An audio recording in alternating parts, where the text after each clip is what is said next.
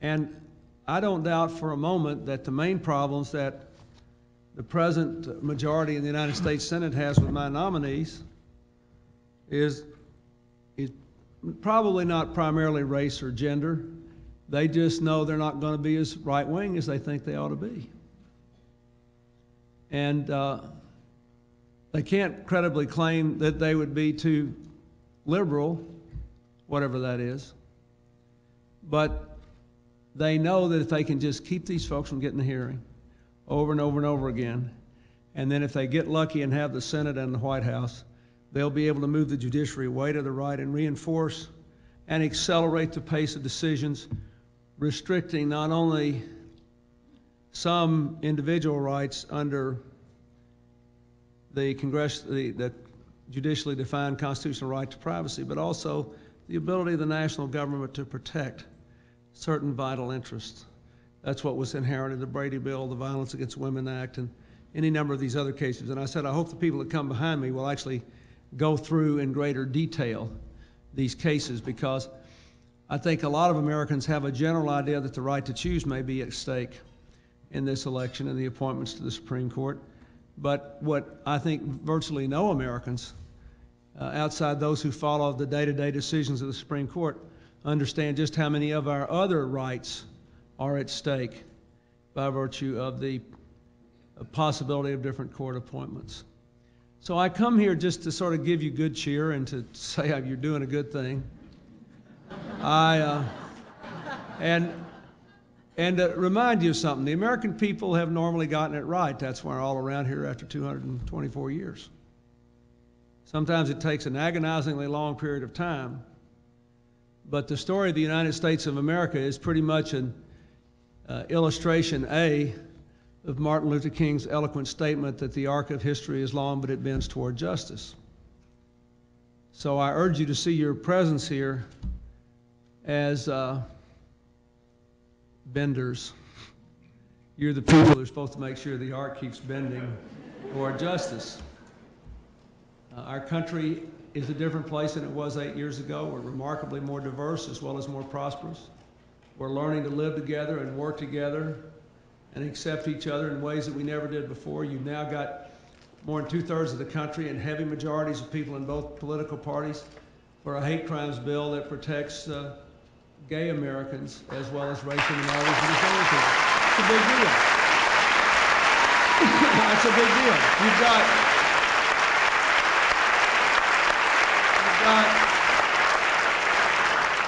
You've got a majority in the country and a majority of people in both parties for an employment non-discrimination act that covers gay Americans as well as people of both all races.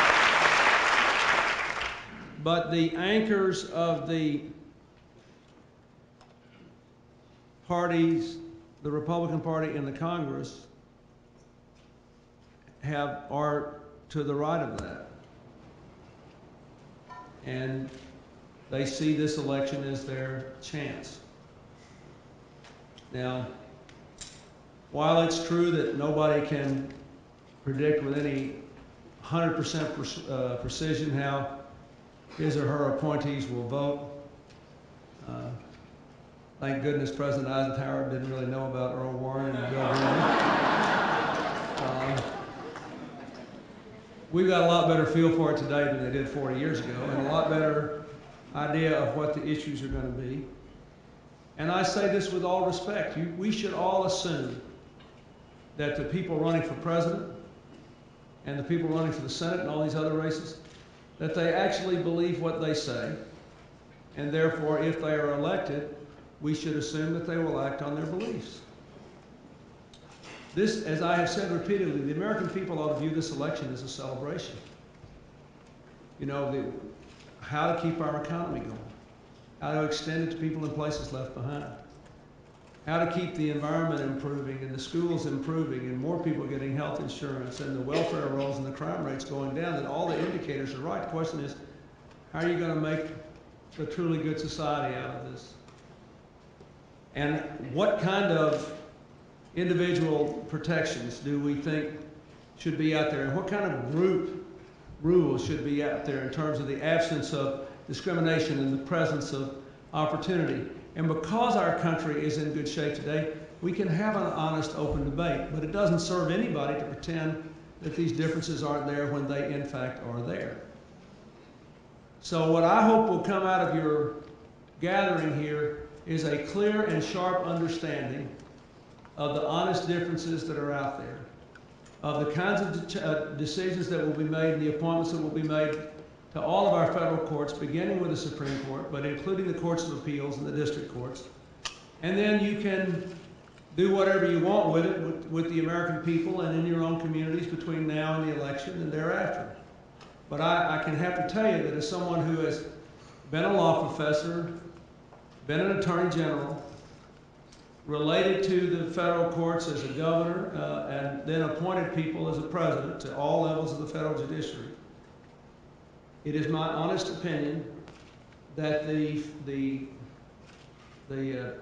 incredibly energetic debate that is going on now at the Supreme Court level about the role of the national government and the range of personal privacy-related individual rights will only intensify in the years ahead and will be swung decisively one way or the other depending on the outcome of these elections.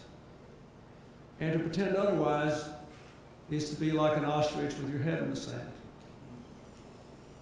So we don't have to be hand-wringing, and we don't have to overstate the case, and we don't have to attack our adversaries.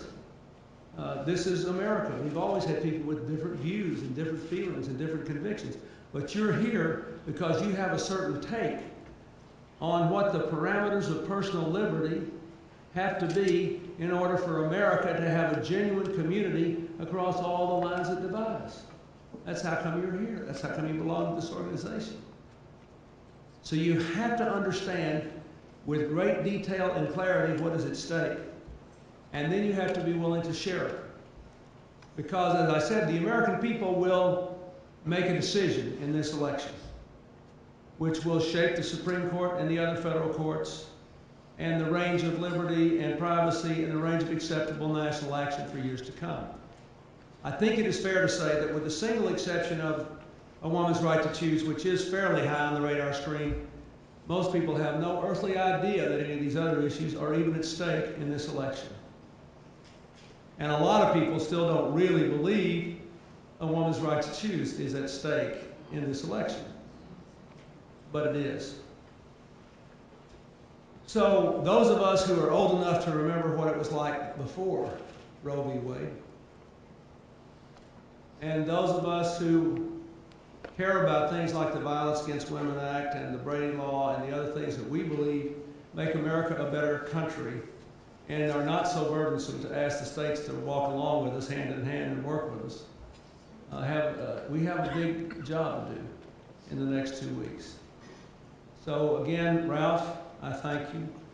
Mary Frances, I thank you for your leadership and your passion and for always prodding me along. Whenever anybody else thinks I've done a great job on a civil rights issue, I get about a C+ from her. But that's her job. That's her job.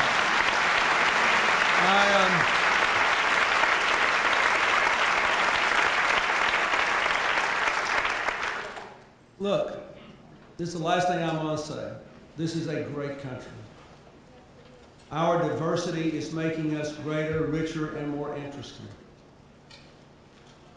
But if you look around the world at all the trouble spots today, you see people have a whole lot of trouble dealing with folks who have honest convictions that are different from theirs, especially if they're religious convictions, or if they're different racial and ethnic origins which lead them into different cultural patterns of life. So the great genius of America in the 21st century has got to be how to take the most diverse society we've ever had and the most diverse one in the world, although interestingly enough, India is a pretty close competitor, and how to celebrate all this diversity and at the same time affirm our common humanity. Doing that in the context of all these cases that keep coming up to the Supreme Court requires a great deal of wisdom and understanding about what the real principles of our Constitution require and how the real world works, and an imagination about how it has to work in the 21st century. So you're here discussing something profoundly important. I just don't want you don't have to wring your hands about it, but you do have to get your telephone ringing when you go home. Thank you, and God bless you.